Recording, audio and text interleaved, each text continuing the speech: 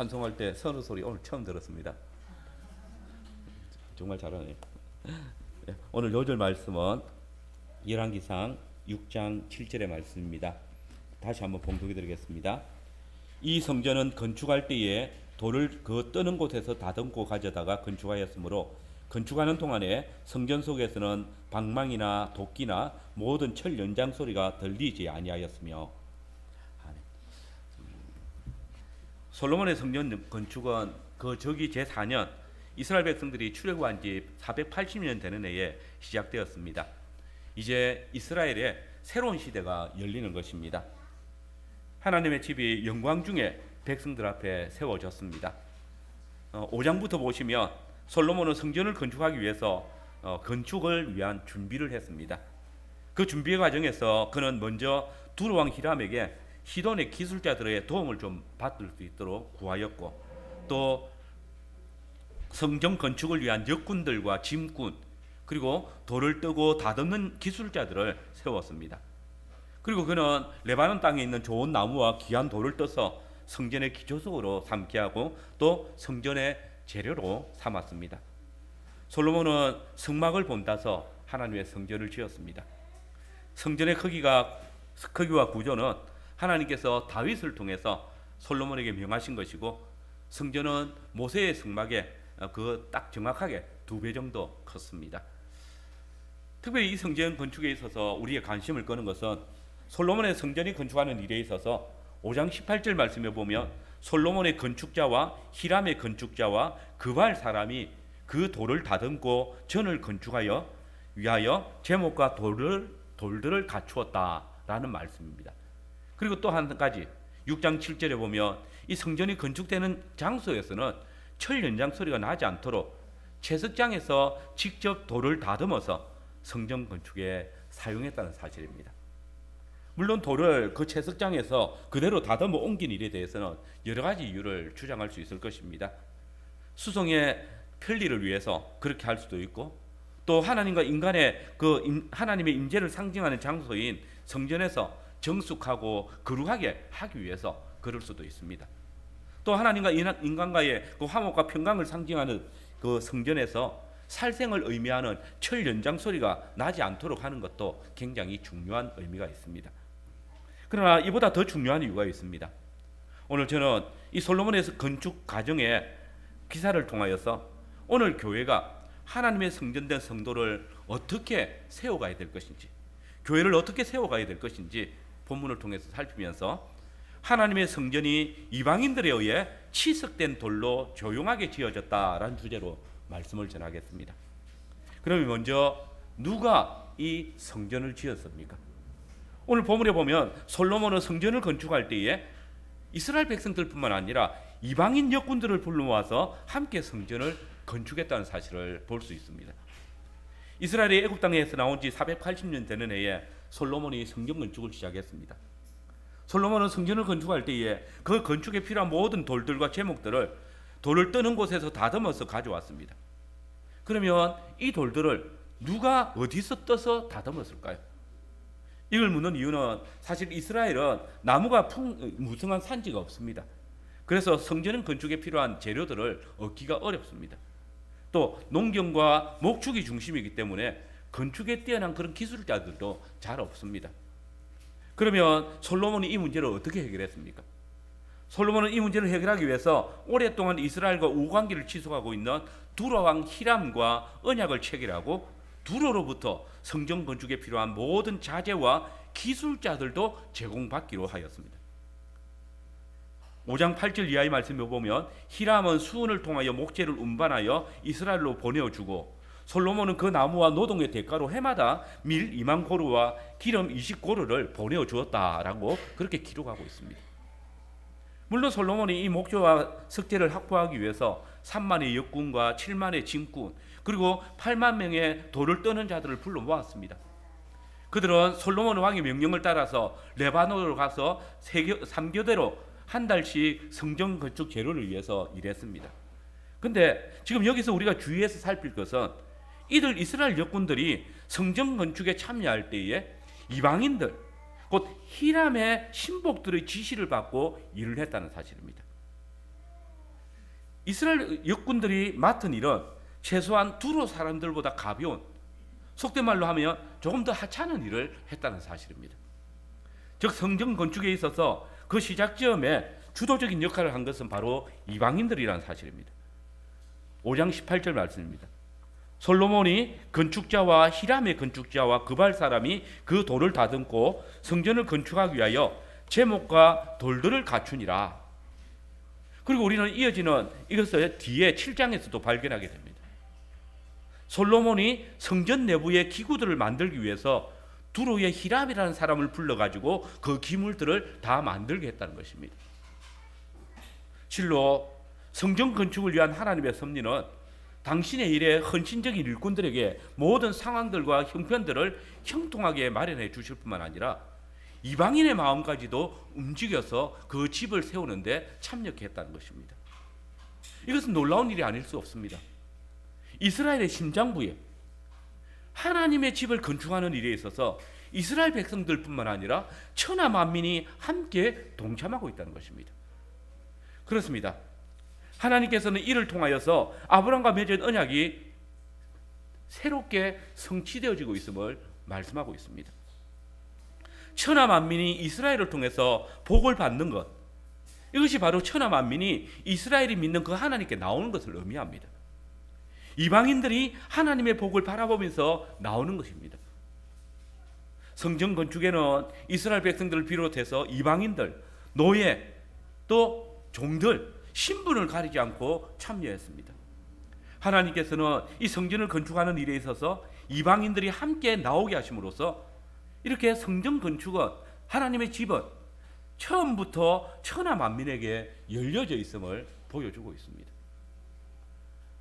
오직 야훼의 말씀을 믿고 의뢰하는 자는, 그리고 그 하나님의 성전을 사모하는 자는 누구든지 그 성전 안에 들어갈 수 있는 것입니다.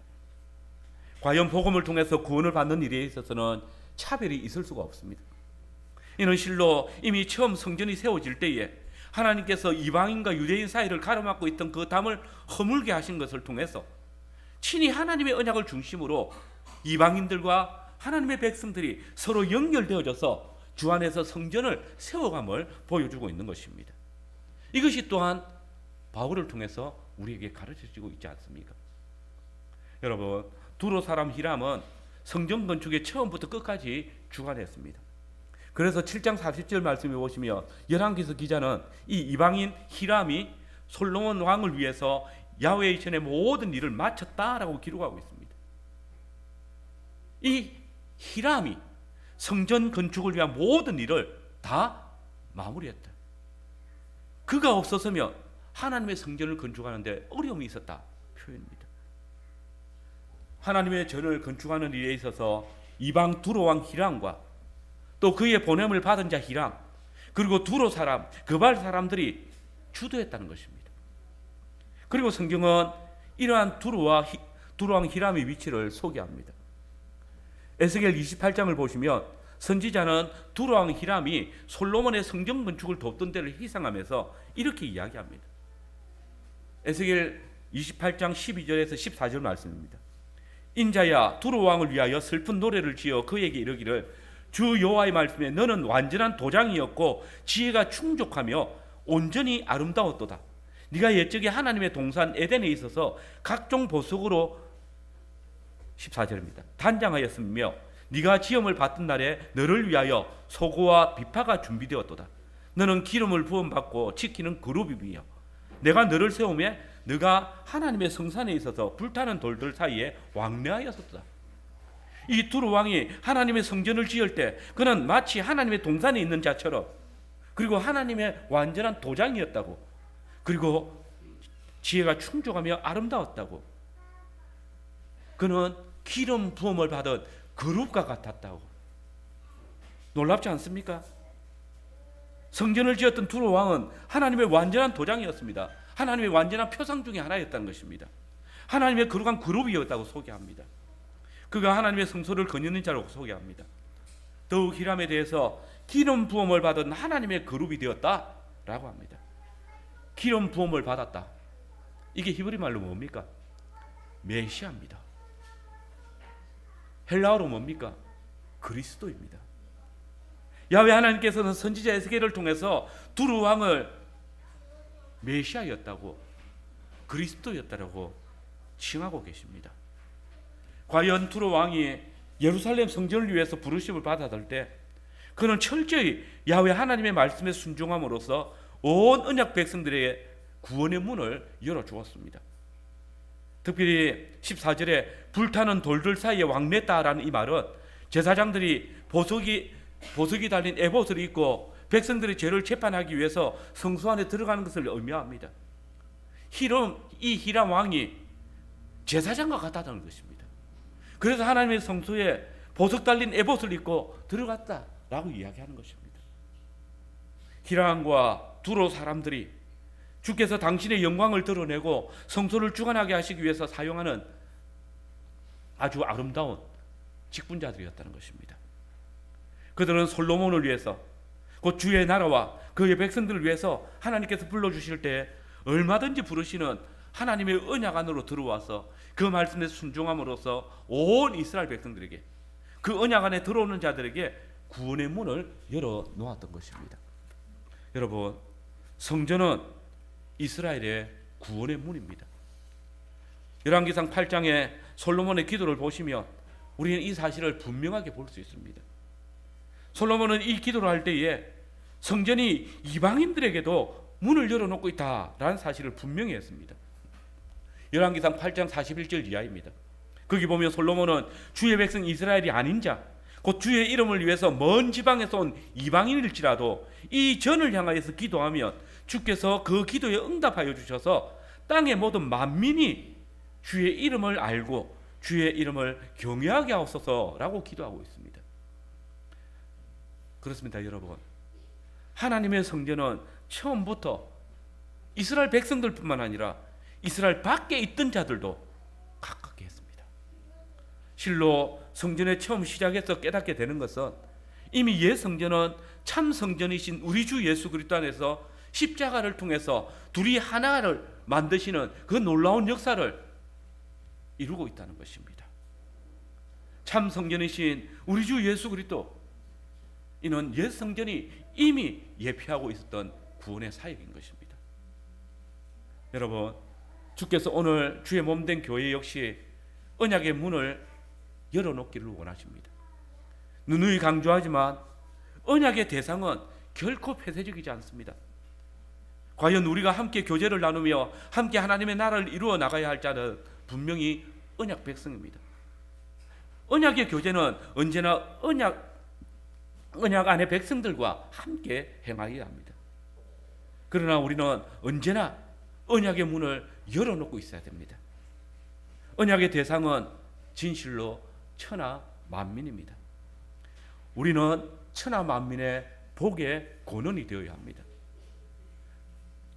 우리 주 예수 그리스도의 생명을 전해 드릴 자들입니다. 하나님께서 예루살렘 성전을 통해서 이스라엘이 천하 만민의 복의 근원이 된 것을 온 천하에 알리셨듯이 참 성전이신 우리 주 예수 그리스도 안에 있는 저와 여러분들은 천하 만민의 복의 근원이 되어지며 또한 우리가 이 복의 근원을 전파하는 자들이 되어야 하는 것입니다.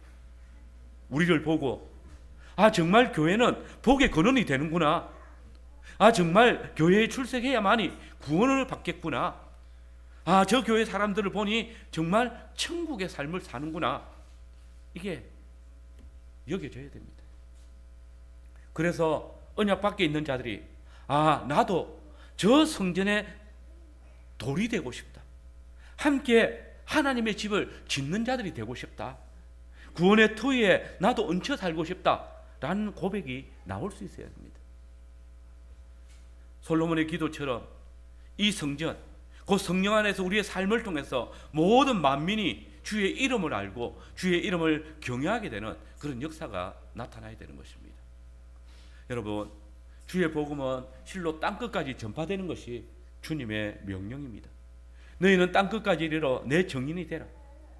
주께서 우리에게 이 명령을 주실 때 우리는 아멘으로 화답하였을 것입니다. 그렇다면 여러분, 지금 여러분들은 이 사명을 감당하고 있습니까? 주께서 명하신 복음 전파의 사역을 감당하고 있습니까? 정말 우리를 보면서 천하 만민이 하나님의 성전이구나, 복의 근원이구나, 우리가 믿는 우리 하나님이 과연 언약에 신실하신 하나님, 모든 믿는 자에게 구원을 주시는 하나님, 우리의 복의 근원은 하나님께 있구나, 교회 안에 생명이 있구나, 그 고백이 드러나고 있습니까? 성전은 건축 때부터 이방인에게 열려져 있습니다. 이는 여러분들이 하나님의 성전이 되는 순간 여러분을 통해서 구원의 복음이 증거되어야 된다는 것입니다. 육신으로는 하나님과 원수가 되었고 영으로는 하나님을 알지 못했던 저와 여러분이 오늘 교회, 곧 하나님의 거룩한 성전이 되어진 것은 전적으로 하나님의 은혜입니다. 우리가 만민을 향해서 열려있는 하나님의 성전이 되었습니다. 우리가 만민을 향하여서 복의 근원이 되어진 것입니다. 주께서 베푸신 은혜를 따라 하나님의 영광을 드러내고 주의 말씀의 터 위에 주의 집으로 세워져 갈 때에 만민이 여러분을 통해서 주의 영광과 그리고 구원의 은혜를 경험하게 될 것입니다. 두 번째로, 그러면 이 성전은 무엇으로 지어졌습니까? 솔로몬은 하나님의 집을 다듬어진 돌들로 세웠습니다. 그렇습니다. 하나님의 전은 완전하게 다듬어진 돌을 가져와서 지었습니다. 솔로몬의 성전 건축은 솔로몬의 치세 가운데 가장 큰 사건입니다. 우리는 그 사실을 5장에서 볼 수 있습니다. 성전은 매우 큰 사역입니다. 그래서 이를 위해서 솔로몬은 많은 이스라엘 사람들뿐만 아니라 이방 사람들도 동원해서 지었습니다. 그런데 이 성전 건축에 이렇게 많은 사람이 동원되었다 할지라도 성전 건축의 참된 의미는 이 놀라운 인력이나 또 성전 건축에 부어지는 그런 물질에 있지 않습니다. 그래서 성전을 건축하는 방법에 있습니다. 솔로몬은 성전을 건축하기 위해서 사용한 돌들과 나무를 완전히 다듬은 다음에 성전의 설계에 따라서 자기 위치에 옮겨 놓았습니다. 백향목이 성전 건축을 위한 자기 자리로 옮겨지기 전에 멀리서 완전히 다듬어져서 옮겨졌습니다. 돌이 성전 자리에 옮겨지기 전에 완전히 다듬어져서 옮겨졌습니다. 모든 건축 재료가 준비되어진 가운데 이 건축 현장에 옮겨진 것입니다. 그래서 이 성전을 짓는 곳에서는 방망이 소리도 도끼 소리도 또 어떤 철 연장 소리도 들리지 않았다고 합니다. 우리 6장 7절 말씀 같이 한번 읽어보겠습니다. 같이 읽겠습니다. 이 성전은 건축하였으므로 건축하는 동안에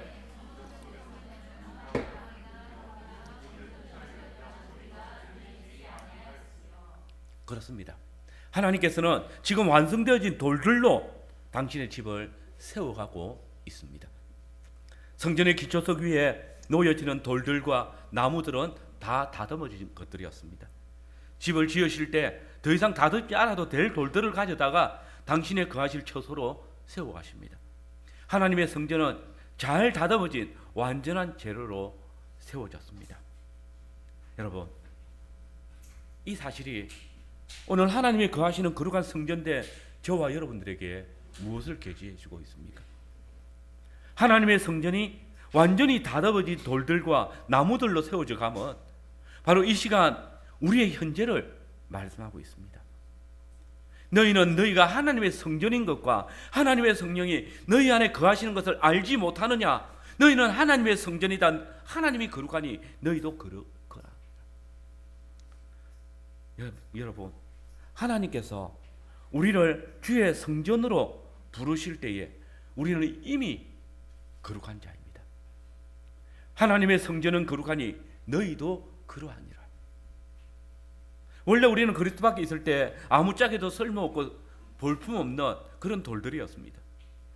매일 죄악의 구렁텅 위에서 굴러다니던 우리의 모습은 처참하게 짝이었고 어떤 집을 지어도 그 앞에 사람들이 살 수 없는 냄새나는 돌들이었습니다. 전혀 다듬어지지 않은 그런 자연석과 같았습니다. 온갖 죄악과 패역함이 여기저기 깨어져서 모가 나고 구석구석 더럽혀져서 도무지 하나님의 성전이 될 수 없는 자들입니다. 이런 우리가 어떻게 하나님의 신령한 집을 꾸밀 수 있겠습니까? 이 시간 우리는 우리 안에 거하시는 주 예수 그리스도를 발견합니다. 참 성전이신 그리스도께서 친히 우리를 당신의 백성으로 불러주셨습니다. 하나님께서 우리 주 예수 그리스도의 십자가의 공로를 통해서 우리를 씻기실 때에, 그 보혈을 통해서 우리를 씻기실 때에 모든 더러움이 씻겨지고 우리가 거룩한 백성이 되어졌습니다. 주의 집으로 세워질 돌들을 부르실 때에 그리스도 안에서 우리가 다듬어지고 주의 성령으로 깨끗하게 되어져서 주님의 집을 짓는 일에 부족함이 없습니다. 그런즉 누구든지 그리스도 안에 있으면 새로운 피조물이라, 이전 것은 지나갔으니 보라 새 것이 되었다. 그리고는 친히 말씀하시기를 너희는 사도들과 선지자들의 터위에 세우심을 입은 자라. 그리스도 예수께서 친히 모퉁이 돌이 되셨느니라. 그 안에서 건물마다 서로 연결하여 주 안에서 성전이 되어가고 너희도 성령 안에서 하나님이 거하실 처소가 되기 위해서 예수 안에서 함께 지어져 가느니라. 여러분, 우리가 아는 것처럼 우리는 비록 완전하지 않지만 친히 우리 주께서 우리의 모퉁이 돌이 되시고 우리를 하나님의 성전을 세워가는 죄르들로 삼아주셨습니다. 그리고는 우리가 지금도 성령 안에서 하나님의 거하실 처소가 되기 위해서 함께 지어져 간다라고 선언하십니다. 베드로 역시 그의 서신서에서 성도들을 산돌이라고 부르며 하나님의 신령한 집이 예수 그리스도를 모퉁이 돌로 중심으로 하여서 이 산돌들로서 세워져 간다라고 했습니다. 산돌이신 예수에게 나와 너희도 산돌같이 신령한 집으로 세워지고, 여러분, 솔로몬의 성전은 완전히 치석된 돌들로 또 잘 다듬어진 나무들로 세워져 갔습니다. 마찬가지로 오늘 우리가 주의 성전으로 세워져 갈 때에 우리는 우리 주 예수 그리스도를 통하여서 깨끗하게 되어지고 주의 성령을 통해서 잘 다듬어진 귀한 돌들로 세워져 가는 것입니다. 물론 우리는 스스로 보기에도 여전히 채석장이 있는 돌처럼 여겨질 수 있을 것입니다. 방망이, 도끼, 각종 철 연장으로 다듬어져야 될 것처럼 보여집니다.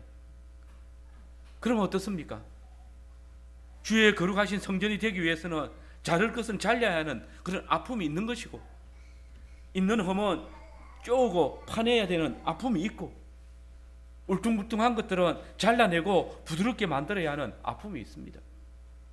성격상 예리한 모서리는 둥글게 만들어야 합니다. 거친 성격은 부드럽게 만들어져야 합니다. 마음에 깊이 파인 흠은 쪼아내고 메꿔줘야 합니다. 그렇게 해서 하나님께서는 당신의 집을 지어 가십니다. 하나님의 성령을 통하여서 우리의 거친 것들 또 파여진 것들을 메꾸고 다듬어서 주의 집으로 세워가는 것입니다. 이것이 우리가 주의 거하시는 성전으로 지어져 가는 모습입니다. 이렇게 해서 하나님의 집의 모습을 갖추고 또 집으로 지어져 갈 때에 그 거룩함, 그 성화가 오늘 우리의 모습이고 하나님께서는 이를 귀히 여기십니다. 여러분, 하나님께서 아픔을 주실 때 하나님의 신령한 집에 합당한 재료가 되어져 간다는 사실을 기억하십시오. 그래서 이 아픔, 이런 다듬어짐, 이런 메꿔짐을 안다면 견디고 또 오히려 감사하며 기뻐합시다. 신앙이 자랄 쯤 되면 사단은 우리가 하나님의 집으로 온전히 자라지 못하도록, 그 집의 재료들이 되지 못하도록 온갖 시험과 고통으로 흔들 것입니다. 주의 집을 지어갈 때에 심각한 영적인 전투가 벌어지고 또 일어납니다. 그래서 어떤 때는 여기저기 깨어지고 더럽혀져서 나는 도무지 우리는 더 이상 하나님의 집을 지을 자격이 없어, 거기에 포함될 수 없을 것 같아 라고 여겨지게 만듭니다. 그러나 오늘 주님은 말씀하십니다. 우리로 그 방망이와 도끼와 철 연장으로 다듬어서 주의 집을 지을 것이라고. 너에게 닥치는 모든 시험, 우리에게 임하는 고통과 슬픔이, 이 아픔이 내가 너희를 다듬는 주의 신령한 집으로 짓기 위해서 다듬는 과정이라고 말씀하십니다. 우리의 자녀들은 가정에서 믿음의 순전한 부모들의 훈계와 교양으로 주의 집에 합당한 재료들로 자라갈 것입니다. 성도들은 주의 집에 거룩한 재료가 되기 위해서 다듬어집니다. 여러분, 교회는 주의 집을 지어갈 돌들이 성도들을 잘 다듬어야 합니다. 주님은 이 일을 위해서 교회 안에 신실한 직분자들을 세우셨습니다. 목사는 말씀의 봉사를 통하여서 인간의 죄악된 본성과 악한 양심을 좌우의 날선 어떤 것보다 예리한 말씀으로 훈계해야 됩니다. 심령과 골수를 찔러 쪼개는 말씀으로 다듬어 가야 합니다. 장로들은 치리와 신방을 통해서 부패한 심령들을 자르고 모난 성품들은 다듬어 가야 합니다.